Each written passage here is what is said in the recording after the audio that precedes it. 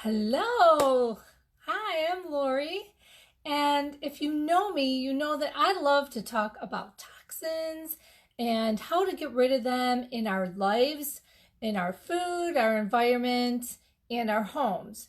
And so that's what I'm going to be focusing on this month, October, in my new community that I've started on Facebook, and it's called Women Healing Anxiety Naturally. But what I wanted to do was to take one of the topics for the week and come on over and talk a little bit about it to anybody who wanted to join me tonight, so that you can get a little bit of an insight of what we're going to be talking about in the group. And if you don't mind, just 1 second while I'm going to be sharing my video over on my event page. So I will be right back. I'm right there now and just going to share it quickly over there. There we go. I'm going to go up here. I'm sorry. It'll just take me a second. Share it to, there we go. There we go.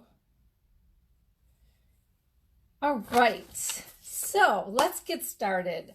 So anyways, so talking about brain fog, and the reason I wanted to talk about it is because I had brain fog just a few years ago, actually, and it was just about a daily occurrence.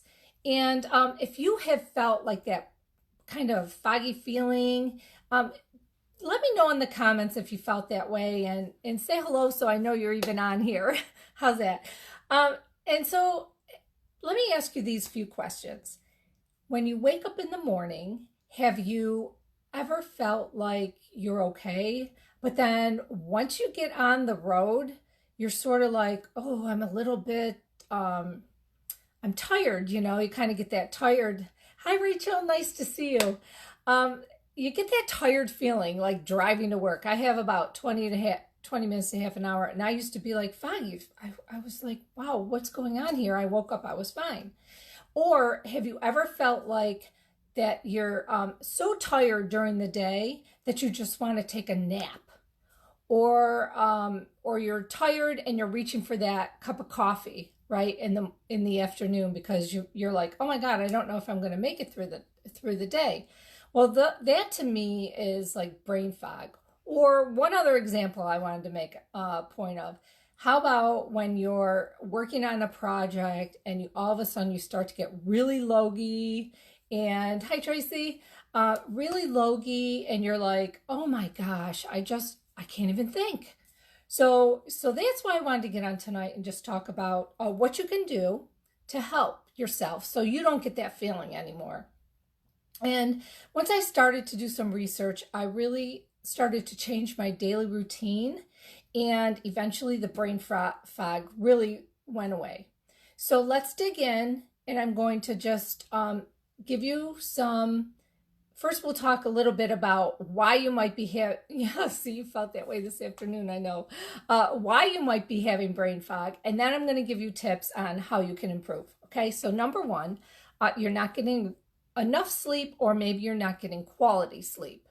I'm sure you've heard this many times before. There's all kinds of information out there on the internet, but it truly, truly is very important for your health and your overall health. So there's another thing, your diet. Maybe your diet really sucks. You're eating way too many carbs, you're eating processed food, or you're eating too much or too often. So we'll get into a tip on how to help that one. Number three, you may be overloaded with harmful chemicals and what I call toxins. We are surrounded by toxins in our lives, from our drinking water to our food to our personal care products, the EMFs from our electronics. We are constantly in contact with toxins. So you might be overloaded. That's number three. And number four, your thyroid isn't functioning properly. Now, this is a case, what I have seen is so many people, and we don't realize it, because when our doctors take our lab work, they look at just one aspect of our thyroid. In a typical blood test, they look at our level of TSH, and that really does not give you like the whole panel. So sometimes we think our thyroid's okay and it's not. But that is a very, very complex subject that I am not going to go into tonight, but I am going to give you tips on the other 3 things that I mentioned. So let's talk about sleep. All right, so how can you get a good night and good quality sleep? I have some tips for you, of course. So one thing I want you to think about is your bedroom conducive to sleep? Is it dark? Is it quiet? Or do you ever like read in bed, or do you do work just before you go to sleep? I know some people do that. Do you have a pet that sleeps with you? If you do, I want you to get rid of some of those things. Don't sleep with your pet. Make sure your room is nice and quiet and your bedroom is dark. Keep your cell phones, if you can, out of the bedroom. You don't want that or the Wi-Fi to be surrounding you during the night. Another thing, some people find it helpful to relax with a warm bath and some Epsom salts. That gives you that extra magnesium that'll really help you get a good night's sleep. Some people I know take melatonin and that helps them calm down. Others drink tea, and I actually sometimes will drink like a chamomile tea, and I have this honey that's infused with CBD oil, and that seems to really help me. Another thing that I thought I came across, put your pajamas on, put them on early, and then you'll start to calm down. I mean, there's something to be said about just that whole routine of getting ready to bed earlier. And make sure you're not reading. If you're reading with an e-reader that has the blue light, you don't want, don't do that before bed, because what you want to do is eliminate those blue light electronics before you go to bed. And I've seen people who suggest turning them off a half an hour before bed. I've seen something the other day that said 2 hours. I doubt most people will do it for 2 hours before bed, but anyways, that's something to think about. Hi, Terry. Thanks for joining. Nancy, thanks for joining. Okay, so we talked about getting better sleep. So there are other things to do. Exercise during the day. Get out in nature. Go for a 20-minute walk. Those kinds of things will really, really improve your sleep. Okay, so let me see. I have something else to talk about. Oh, let's go into nutrition. Okay, sorry, I have to have some notes. I want to make sure I tell you guys everything here that I want to talk about tonight. So we talked about, I mentioned that, you know, the food that you eat could be causing brain fog. So what we need to do is to fix our gut. Now, if we're eating a lot of processed foods or just foods that are high in like pesticides and things like that, they're going to be more toxins. Our gut's going to be unhealthy. So what we need to do is fix our gut. Now, a couple of things about that. Fixing our gut is not the easiest thing to do, but you can start by just eliminating processed foods. That helps a ton. And then removing stress from our lives, allergens. So maybe there's some foods that you're eating that you really are allergic to and you don't realize it. So then it's very easy to just do an elimination diet. You just eliminate one food per week, like the highest allergen types of foods. And actually, I'm going to be doing a challenge on that in my group, coming up very soon. Another thing to do is digestive enzymes. Add them into your daily routine. They really do help, especially if you're older, because our enzymes start to deteriorate as we get older and you're not digesting your food properly. Okay, probiotics, prebiotics, fermented foods, all those things help you repair your gut. A couple other things you can do to add for better nutrition is to add healthy fats and get rid of the unhealthy fats. So healthy fats like coconut oil, walnuts or other nuts, EVOO, they all help with inflammation and to reduce inflammation. So that would be really helpful. Eliminate a lot of your carbs. Don't eat like the unhealthy carbs that are in the processed foods. I mean, obviously, you know, fruits are good for you, and but if you're overloading in like pastas and breads and tons of grains all day long, that is not doing you any favors. Now, another thing that I came across that's really helped me is to intermittent fast. That is, I've talked to so many people who do that, and there's all different ways. There's all types of intermittent fasting. You can find a lot of information about that, and on the internet mostly, but I can always recommend someone for you to follow. What I did was I fast every day for at least 14 hours. And what that does is really help my digestion. So when you're eating like all day long, that's what your body is working on. It's going to digest your food. And so your energy in your body is going through to your digestion, and then that could be causing brain fog, right? Because it's all working on that, and it's not working on what you're thinking of in your project or whatever you're doing. Yes, Tracy, I know you just started doing that, and I know you felt better doing the intermittent fasting, right? And I know, Terry, so yeah, the gut does affect the way you think.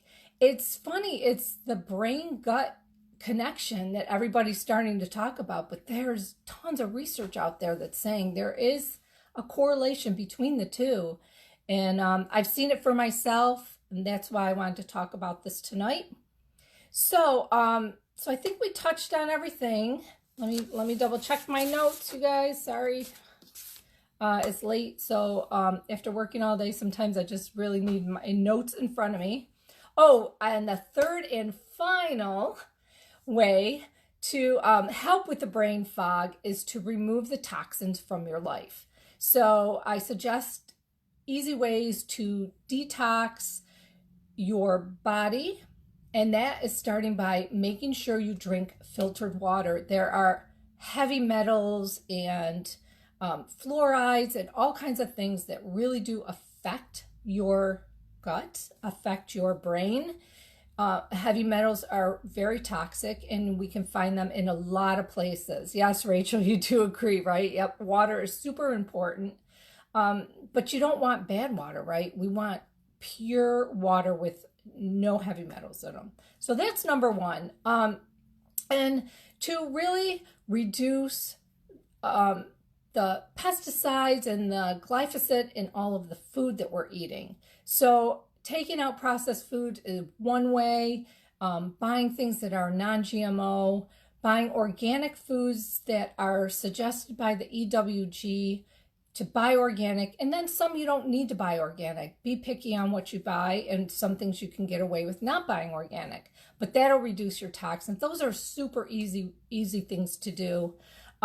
And one very, very important one, and very, very simple because now it's sold over at Target, is to change your deodorant. Most deodorants contain aluminum, which is not good for your brain at all. It's been shown too much aluminum has something to do with Alzheimer's, and so you don't want to go with the deodorant that has Alzheimer's. Or I'm sorry, the deodorant that has aluminum. I'm reading Terry's note here, and I'm like getting crazy. So let me just go to that. If it's not organic, how do you know if it's not GMO? Yeah, that's kind of a tough one, Terry. I'm pretty sure a lot of states are going to be require. I think it might be actually a federal thing that we want to start labeling foods to say non-GMO. So what I always suggest is to buy local if you could, because then your farmers, you can talk to them about the seeds that they plant or how they grow their food. But we can't always do that, right? So So I would look at the labels. I think labels are really, really important. And actually, you could probably ask at your grocery store. You know, ask the produce manager. But most things I think are going to be labeled pretty soon, because I know something like that is going to be a law. Hopefully, it'll get passed. I'm not really sure at what state, but I'm going to look that up for you. Okay. So, anyways, let's get to the deodorant, and then that's the last and final thing I wanted to talk about. And I'm actually going to try a new one. It's called Native, and they do sell it at Target now. And I have heard really, really good things about that deodorant. I also tried another one recently that I really liked. It has no toxins whatsoever. It's only got a few ingredients in it, and it works great. It's from Primal Organics. If anybody wants, I can put the link in the comments. Just let me know. And if you would like to learn more about how to remove toxins from your life, get recommendations from me on products that I've tried and that I love and I know that work really good. And if you're a woman suffering from anxiety and you want to try to find a natural way to get off the meds or not go on them at all, I would love it if you join my new community. It's called Women Healing Anxiety Naturally, and I put the link above my video here. I would love it if you joined and find out what we're going to be up to this month. This month is all about toxins, and next month is going to be really, really focused on anxiety and ways to help each other, and ways that I found were helpful for me that I'm going to be giving them out. So I want to thank you guys so much for showing up, and I'm going to go now, and I just hope you have a great day. Bye for now.